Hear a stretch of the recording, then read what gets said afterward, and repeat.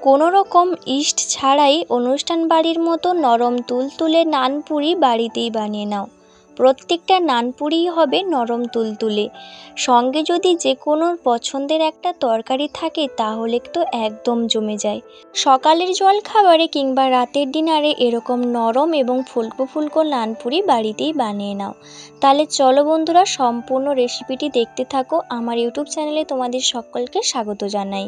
যারা আমার ইউটিউব চ্যানেলে নতুন আছো চ্যানেলটাকে সাবস্ক্রাইব করে পাশে থেকো। প্রথমে আমাদের নিয়ে নিতে হবে ময়দা। এখানে আমি 4 বাটি ময়দা নিয়েছি। এর মধ্যে দিয়ে দিলাম স্বাদ মতো লবণ, 3 চামচ মতো চিনি। এখানে তোমরা ময়দার পরিমাণটা কম বেশি করে নিতে পারো। এরপর দিয়ে দেব 1 চামচ মতো বেকিং পাউডার। এরপর দিয়ে দেব হাফ চামচ মতো বেকিং সোডা, মানে খাওয়ার সোডা। এখানে যেহেতু আমরা ইস্ট ব্যবহার করব না, তাই অবশ্যই কিন্তু বেকিং সোডা আর বেকিং পাউডারটা ব্যবহার করার চেষ্টা করবে। এরপর দিয়ে দেব সাদা তেল 4 চামচ মতো। যেহেতু ময়দাটা ময়াম দিতে হবে ভালোভাবে, তাই তেলটা একটু বেশি পরিমাণে দিলাম। এরপর সব শুকনো উপকরণ চামচ দিয়ে ভালোভাবে মিশিয়ে নেব। সব উপকরণ ভালোভাবে আমার মেশানো হয়ে গেছে। এরপর এর মধ্যে দিয়ে দেব টক দই। টক দইটা ফ্রিজ থেকে বের করে সঙ্গে সঙ্গে কিন্তু দেবে না, একটু রুম টেম্পারেচার করে নিয়ে তারপর টক দইটা দিতে হবে। এখানে আমি 4 বাটি ময়দার জন্য দিয়ে দেব, প্রথমে 1 বাটি টক দই দিয়ে দিলাম, তারপর একটা বাটি 4 ভাগে 1 ভাগ দিয়ে দিলাম টক দই। আশা করি টক দইয়ের পরিমাণটা বুঝতে পেরেছো। হাফের আরও কম কিন্তু টক দইটা নিতে হবে যতটা তোমরা ময়দা নেবে। এরপর টক দইটা দিয়ে ময়দাটাকে ভালোভাবে একটু মাখিয়ে নেব। টক দই দিয়েই কিন্তু ময়দাটাকে হাফ মাখিয়ে নিতে হবে। তারপর অল্প উষ্ণ গরম জল দিয়ে এটা মাখাতে হবে। এখানে আমি উষ্ণ গরম জল নিয়েছি, অল্প অল্প দিয়ে ময়দার ডোটাকে মাখিয়ে নেব। অর্ধেক ময়দা কিন্তু মাখানো হয়ে গেছে দই দিয়ে। এরপর অল্প অল্প জল দিয়ে এই ময়দার ডোটা বানিয়ে নেব। একসঙ্গে বেশি জল দেব না, তাহলে পাতলা হয়ে যাওয়ার সম্ভাবনা থাকে। অল্প অল্প জল দিয়ে ময়দার একটা স্মুথ ডো বানিয়ে নেব।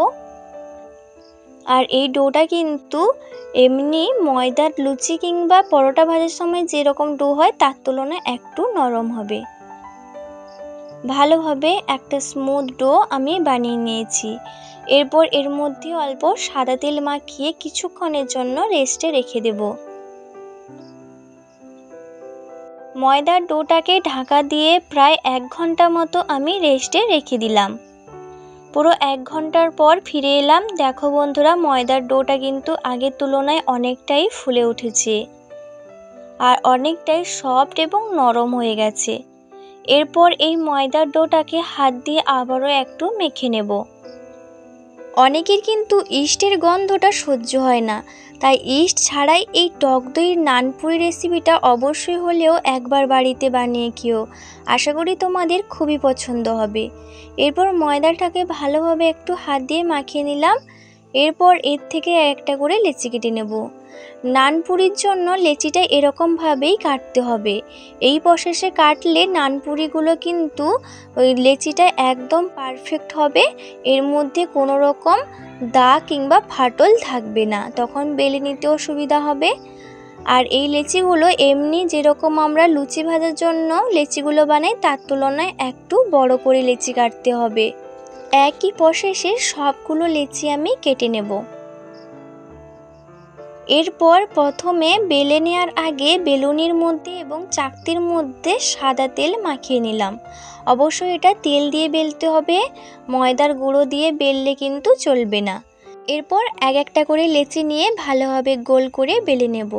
যেরকম আমরা লুচি গোল করে বেলি তার তুলনায় একটু বড় হবে এবং এটা একটু মোটা রাখতে হবে।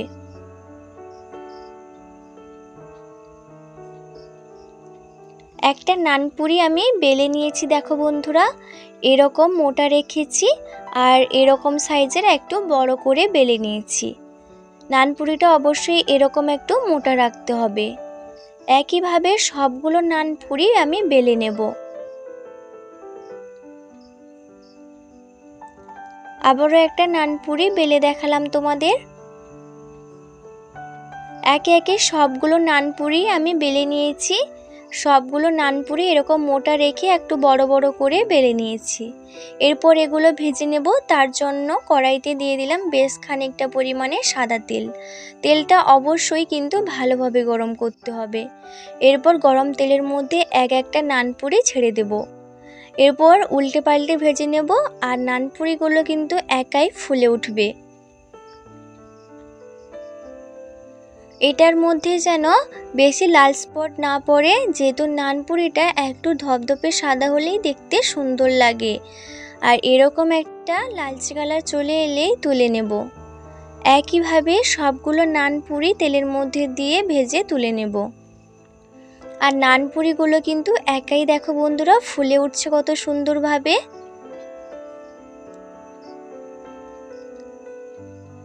ফুলকো ফুলকো নানপুরি আমার ভাজা হয়ে গেল দেখো বন্ধুরা।